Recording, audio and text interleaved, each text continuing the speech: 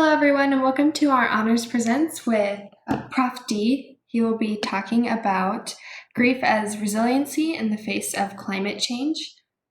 Just to let you know, we are accepting Q&A for this in a new way, and we would appreciate your feedback on this too. But if you have questions, you can either put them in the RSVP or you can send them directly to Prof. D, and we'll provide you his email address, and we'll try to get a response to you guys also posted. So Thomas Patrick Donovan has served as a faculty fellow in the Honors College at Montana State University since 2011. He holds a doctorate in psychology from Pacifica Graduate Institute. Inspired by Ernest Becker's The Denial of Death, he is particularly interested in the existential questions regarding living a meaningful life in the face of awareness of inevitable finitude. He is the author of The Rail, What Was Really Doin in the 60s Bronx. He currently lives in Bozeman, Montana. With that, I will hand it over to you. Thank you, Callista. So let's get started. This is the first time I've been recorded that I can remember, so let's see how it goes. Good evening, everyone. The original title of this Honors Presents was Grief as Resiliency in the Face of Climate Change. Given the advent of the COVID-19 pandemic, I think this talk applies as well to the changes brought by this new reality that we face. The ideas and thoughts I'm about to share flow out of my human experiences navigating this planet for 69 years, as well as my education as a psychologist, plus an entire universe of scholars, theorists, activists, philosophers, and poets. A particular inspiration for this presentation is my friend and teacher, psychotherapist Francis Weller, most especially his book, The Wild Edge of Sorrow, Rituals and Renewal in the Sacred Work of Grief. So, grief as a source of resiliency. Does that even make sense? Let's take a look. There's no doubt that mainstream society has, at best, a confused relationship with grief. We seem to be relatively okay with expressing anger, happiness, surprise, disgust, and even fear. All basic human emotions, but only in moderation, of course. Yet we seem to reserve a special dislike when it comes to grief, or perhaps it's a confusion. We classify grief, along with anger and fear, as a negative emotion. We try to hide it, we privatize it. We are often ashamed to cry, and we apologize when we shed tears.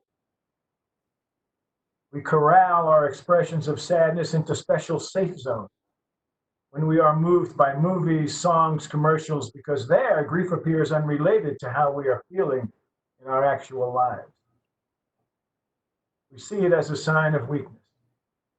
And yet grief, like all of our basic emotions, is universal, shared by all humans and some animals. As such, grief is a foundation stone in the edifice of our psychological well-being. The neuroscientist Antonio Damasio makes it clear that, quote, most emotions and feelings are essential to power the intellectual and creative process.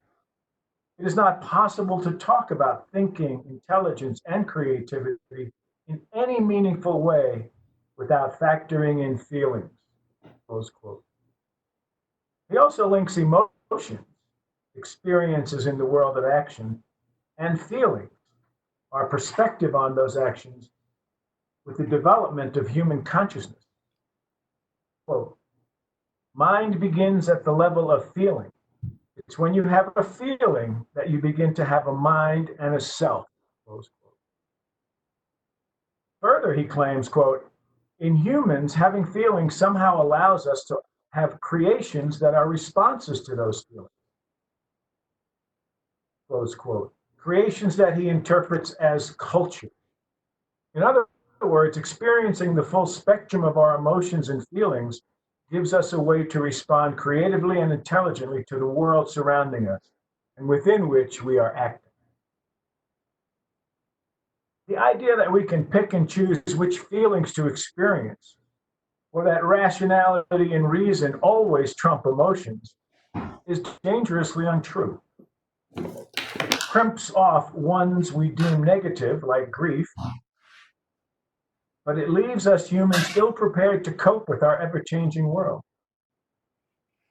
For example, philosopher Martha Nussbaum explains, bringing in the socio political dimension, quote, emotions directed at the nation and its goals are frequently of great help in getting people to think larger thoughts and recommit themselves to a larger common good, close quote. And this would absolutely apply to the common good of the planet, most certainly.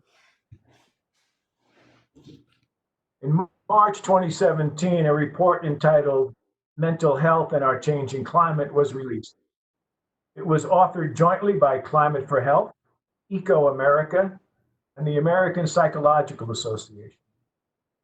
It's a powerful report linking the impact of climate change on physical health, mental health, and community health.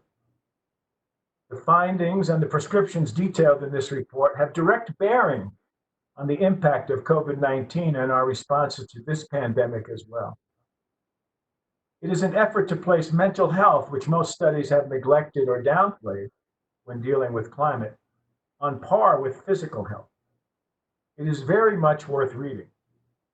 Yet even here, the idea of separating emotions into positive and negative persists, as the authors suggest, focusing on positive emotions as a part of resiliency. What I most especially found fascinating in this report was that all the descriptions of the impact of climate change on mental health bring readers face to face with the emotional responses that are percolating everywhere. Anger, anxiety, depression, eating disorders, sleep deprivation, the list goes on. What appeared absent, even though the things on this list very often serve as stand-ins or provide camouflage for, was grief. Yet we carry grief wherever we go. With this in mind, let us explore what psychotherapist Francis Weller calls the 5 gates of grief. This will give a picture of types of grief and the transformative power to our psychological and societal health when grief is acknowledged and expressed. Let's examine these 5 gates of grief to get better acquainted with the many roles and dimensions grief plays in our life. Gate number 1, everything we love we will lose. All humans know this gate, losing someone or something we love. This gate appears at the milestones of loss along the trajectory of our mortality. Gate number 2, the places that have not known love. These are places that have been deemed shameful or unlovable by us or by the culture. Places we have deemed unacceptable and have relegated to the shadows. Gate number 3, the sorrows of the world. This applies directly to climate change, the loss of species, habitat, and cultures. This is where the soul of the world, the anima mundi, cries out to us. It is experienced and felt communally since it is taking place all around us in every corner of the planet. Gate number 4, what we expected and did not receive. We are born into the world and move through it with growing expectations of a good life, culturally defined. We expect to receive love. We expect to belong. We expect things to go as we plan them. In the wake of the COVID-19 pandemic, much of this expectation has been upended. A month ago, most of you were on campus, in dorms, inhabiting classrooms, building community, expecting to have a graduation ceremony, summer jobs and internships, and much, much more. The emotional response to this has been shock, anger, and now perhaps, knowing this gate, expressions of grief. The 5th and final gate is ancestral grief. This is the grief we carry in our bodies from sorrows experienced by our ancestors. Much of this grief lingers in layers of silence, unacknowledged. Some of our ancestors arrived in the Americas after leaving families, communities, and traditions behind. Some, the indigenous cultures, were met with genocide. Some arrived here after being abducted and forced into slavery. Some arrived as refugees fleeing wars and climate disasters. This grief is passed generation to generation, where without acknowledgement, it wreaks psycho-emotional havoc. Clearly, we humans are not strangers to grief. It is all around us, though sometimes we don't recognize it even when the weight of grief is upon our shoulders. Let us return now to climate change. Building upon Damasio's research, Nadine Andrews, a member of the United Nations Intergovernmental Panel on Climate Change, IPCC, notes that emotion has the same semantic root as motivation. He writes, quote, emotions are cues directing attention and guiding behavior, close quote. 2 years ago, during a talk, she asked for a minute of silence for species whose numbers are in such massive and catastrophic decline. At the end of that moment of silence, there was many a tear-filled eye in the room. Renewed examination of the relationship between climate change and mental health has already brought into the lexicon such terms as ecological grief, eco-anxiety, and environmental melancholia. And still, the tendency is to avoid or suppress the emotion of grief, to numb ourselves. In a 2008 article entitled Climate on the Couch, eco-psychologist Mary Jane Russ states that such suppression of emotion is ecologically maladaptive because, quote, when we block out our feelings, we lose touch with the urgency of the crisis, close quote. Buddhist scholar and climate activist Joanna Macy encourages those concerned by the climate crisis to, quote, learn to look at things as they are, painful and overwhelming as that may be, for no healing can begin until we are fully present to our world, until we learn to sustain the gaze, close quote. I would contend that one of the ways to sustain the gaze, even in the face of very challenging situations, is through the cleansing power found within tears of grief. In the myth of Sisyphus, Albert Camus writes, quote, crushing truths perish from being acknowledged, close quote. Expressing grief is a crucial part of that acknowledgement, and it yields a confrontation with the truth of climate change, lessening the weight and offering ways for us to stand anew, facing future. It is important to remember two things. One, unexpressed grief flares up in undirected anger and pushes down upon us in depression. And two, grief expressed reflects and reinforces empathy. Grief provides the headwaters that lead us downstream to a vast sea of empathy for ourselves, for others, and especially the planet. As I near my conclusion, allow me to offer as an invitation more words from Nadine Andrews of the IPCC. Quote, I have come to view that one of the most important projects of this moment is to work on creating new social norms for expressing our feelings about climate and ecological crisis. At the center of this is public and collective mourning of loss in all its various dimensions. Because with mourning, we can let go of what is lost and no longer serves us and our fellow beings. With letting go, we create space for the new, for better ways of living, with each other and the earth, close quote. So allow me here to make some suggestions for grieving.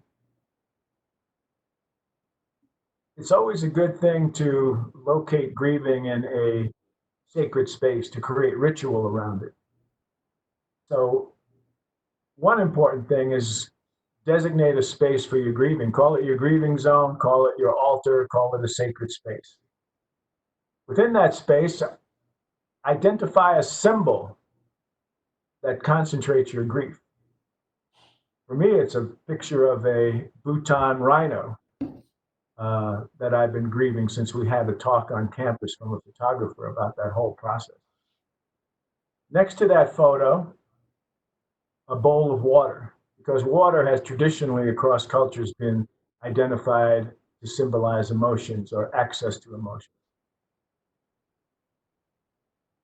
And then invite witnesses and welcomers. It's important that our grief gets witnessed collectively because it exists collectively. And people who welcome you back from the grieving process. And I know now in the current pandemic, we have to do this virtually, but as we know, that's possible. So again, designated space, a symbol of your grief, a bowl of water, witnesses and welcomers. That's what I would do to help us express our grief. So let me finish with a saying from the Talmud, sacred Jewish text, Talmud. Do not be daunted by the enormity of the world's grief. Do justly now. Love mercy now. Walk humbly now. You're not obligated to complete the work, but neither are you free to abandon it. It is my contention that expressions of grief allow us to be undaunted and give us the strength to do the work. Thank you all for listening. Stay safe, stay well. Done.